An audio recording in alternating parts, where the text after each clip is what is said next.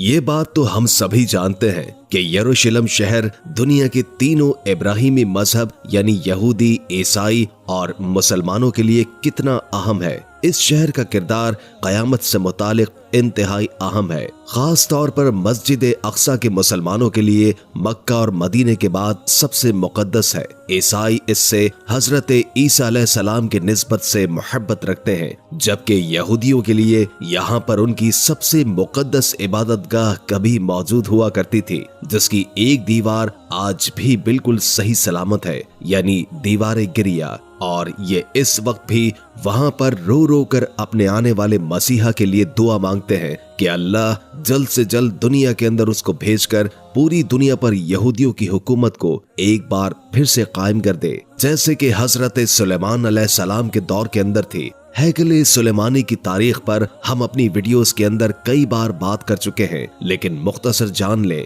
कि इसे सबसे पहले अल्लाह के हुक्म पर हजरत दाऊद अलैहिस्सलाम ने तामीर की थी और ये यहूदियों की पहली बाकायदा इबादतगाह थी, क्योंकि इससे पहले यहूदियों के अंदर बाकायदा किसी इबादतगाह का तस्वुर मौजूद नहीं था। इस इबादतगाह के अंदर मुकद्दस ताबूत सकीना भी रखा हुआ है और इसी तामीर के दौरान जब अचानक से हजरत दाऊद अलैहिस्सलाम की वफात हो गई तो उनके बेटे हजरत सुलेमान अलैहिस्सलाम पैगंबर और बनी इसराइल यानी यहूदी कौम के बादशाह बने, तो उन्होंने इसे जन्नात की मदद से तामीर करवाया और इसी निस्बत से इसे कहते हैं हैकल सुलेमानी। अल्लाह ने हजरत सुलेमान को पूरी दुनिया पर हुकूमत अता की थी। यहूदी कौम की नाशुक्री और बदआमालियों की वजह से अल्लाह ने उन पर कई मर्तबा अजाब नाजिल किया और 2 मर्तबा यरूशलेम शहर पर हमला हुआ, जिसके अंदर हैकल सुलेमानी मुकम्मल तौर पर तबाह हुआ। पहला हमला बाबुल के बादशाह बख्त नसर ने और दूसरा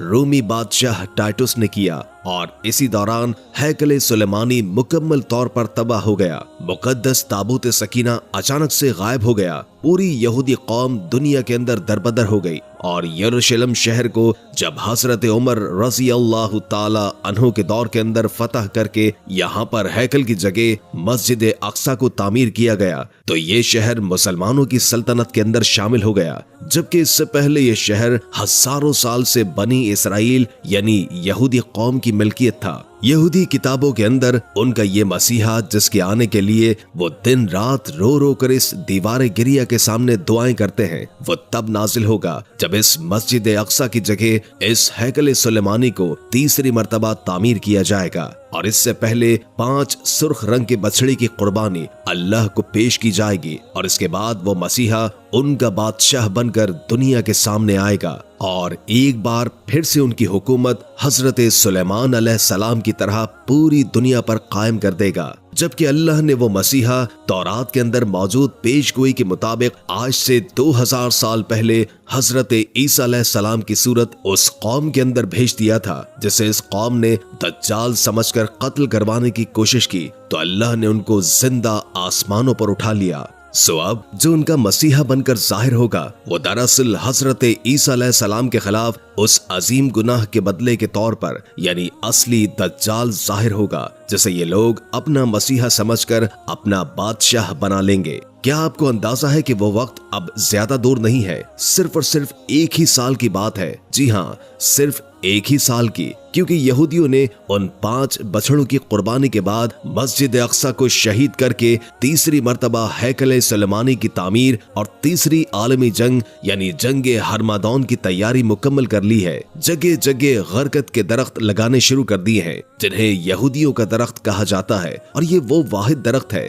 जो कि रसूल अल्लाह सल्लल्लाहु अलैहि वसल्लम की हदीस मुबारका के मुताबिक यहूदियों को जंग में पनाह देगा। आज की तारीख में जगह जगह पर इसराइल के अंदर इसकी काश्त हो रही है। बनी इसराइल ने कई दहाइयों तक उस लाल बछड़े का इंतजार किया है, जो कि आज से हजारों साल पहले यहाँ पर मौजूद हुआ करती थी, लेकिन अब नापैद हो चुकी है। यहाँ इसराइल में लाल रंग के बछड़े मौजूद तो हैं, लेकिन तौरात के अंदर उस बछड़े की निशानी ये भी लिखी गई है कि वो मुकम्मल तौर पर लाल होगा, उसका एक बाल भी किसी और रंग का ना हो, उसके जिस्म पर कोई निशान मौजूद ना हो और ना ही वो कभी किसी के काम के अंदर इस्तेमाल हुई हो, उसकी उम्र तकरीबन 3 साल के करीब हो। इसराइल में इस वक्त कई ऐसी गाय मौजूद तो हैं जो कि पैदाइशी तौर पर मुकम्मल तौर पर लाल हुआ करती हैं, लेकिन बड़े होते ही उनका रंग तब्दील हो जाता है, जिन्हें कुर्बानी के तौर पर पेश नहीं किया जा सकता। लेकिन इसराइल ने ऐसी गाय की तलाश पूरी दुनिया के अंदर शुरू कर दी है और आखिरकार सिर्फ 1 साल पहले यानी 2022 के अंदर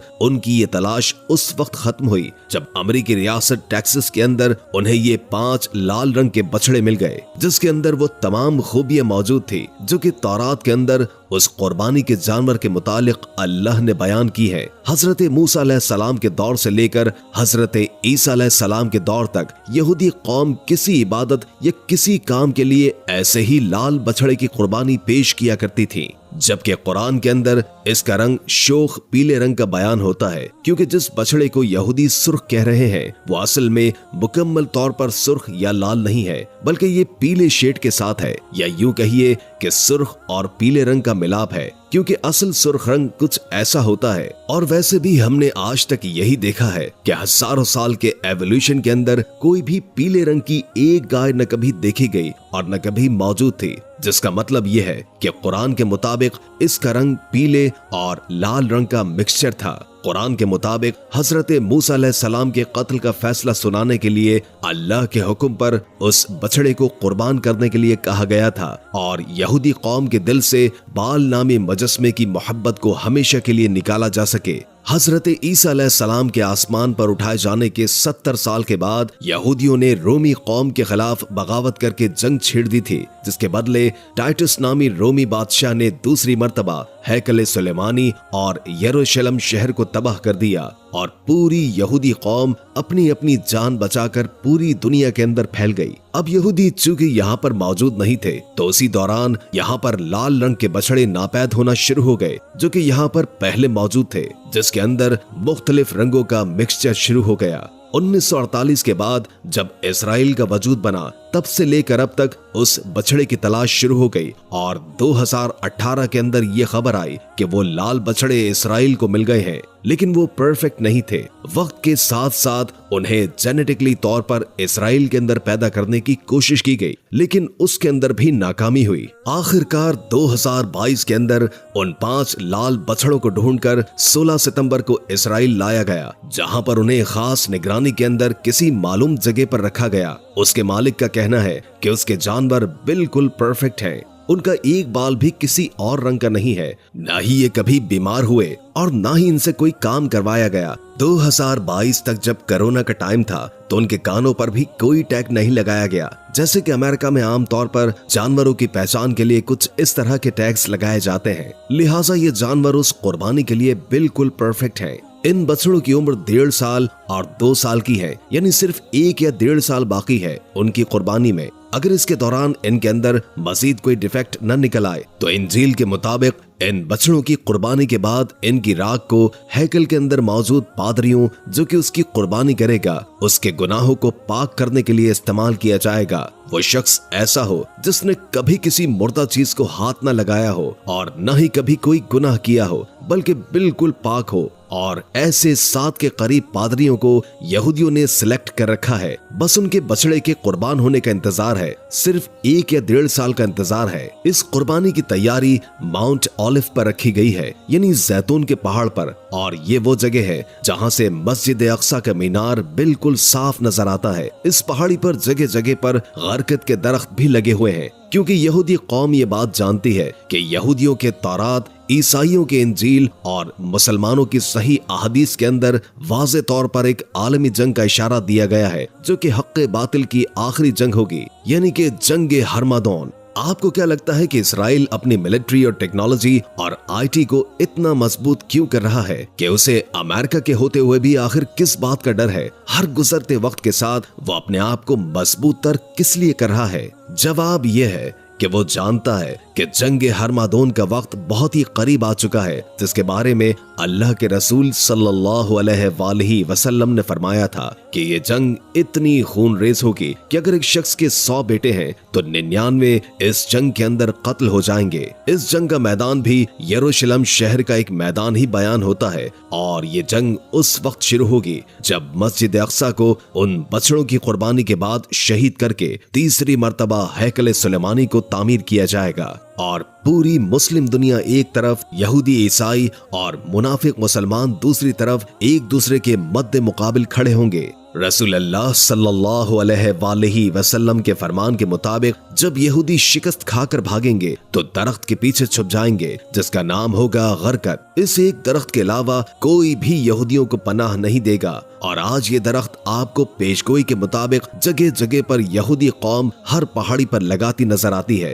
क्योंकि जंग के मैदान के अंदर ऊंची जगह सबसे अहम होती है। ये कौम इस जंग की तैयारी मुकम्मल कर चुकी है, अपने बच्चों को तैयार कर रही है, लेकिन हम मुसलमान अभी सो रहे हैं। आलमी मीडिया में बार बार आपको जब भी मस्जिद अक्सा का जिक्र देखने को मिलेगा तो जानबूझकर आपको ये गोल्डन गुम्बद दिखाया जाएगा, जबकि ये मस्जिद अक्सा नहीं है, बल्कि इस गोल्डन गुम्बद के नीचे वो जगह मौजूद है जहां पर रसूल करीम सल्लल्लाहु अलैहि वसल्लम ने अपने सफरे मेराज में अपनी सवारी बुर्राक को बांधा था। अब बार बार इस गोल्डन गुम्बद को मस्जिद अक्सा की जगह पर दिखाने का मकसद ये है कि जब ये लोग इसे शहीद करके इसकी जगह पर टेंपल बनाएंगे तो आम लोगों को एहसास ही न हो कि मस्जिद अक्सा को शहीद कर दिया गया है, क्योंकि वो लोग इस गोल्डन गुम्बद को ही मस्जिद अक्सा समझ रहे होंगे। हो सकता है कि इसराइल मस्जिद अक्सा को किसी अर्थक्वेक के जरिए या फिर इसकी बुनियादों को खुद ही गिराकर इसे कुदरती हादसे का नाम दे,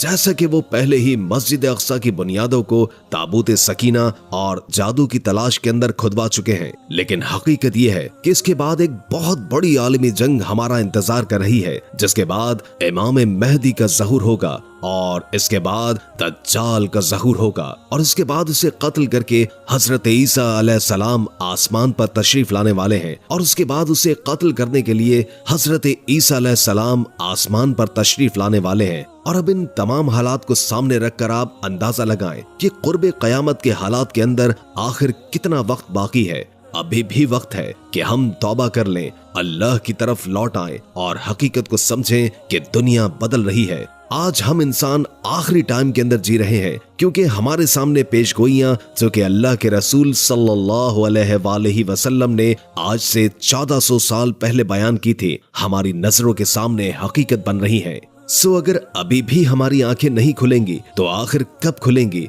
अल्लाह हमें समझने की और नेक अमल करने की तौफीक अता फरमाए। आमीन सुम्मा आमीन या रब्बुल आलमीन। अल्लाह हम सबको ईमान की रोशनी में लाए और हमारा खात्मा बिल ईमान करे। आमीन। वीडियो के आखिर में एक बार दुरूद शरीफ पढ़ना मत भूलिएगा। उम्मीद है कि आज की ये वीडियो आपको काफी मालूमाती लगी होगी और इससे बहुत कुछ जानने को मिला होगा। अगर वीडियो अच्छी लगे तो लाइक करके हमारे चैनल को सब्सक्राइब कर दें और कमेंट बॉक्स में कमेंट करके अपनी आरा से भी आगाह कीजिए और बेल आइकॉन को क्लिक कर दें ताकि हमारी नई आने वाली वीडियोस का आपको पता चलता रहे। अगर जिंदगी रही तो एक और वीडियो के साथ इंशाअल्लाह हाजिर होंगे। अभी हमें इजाजत दीजिए। अल्लाह हाफिज।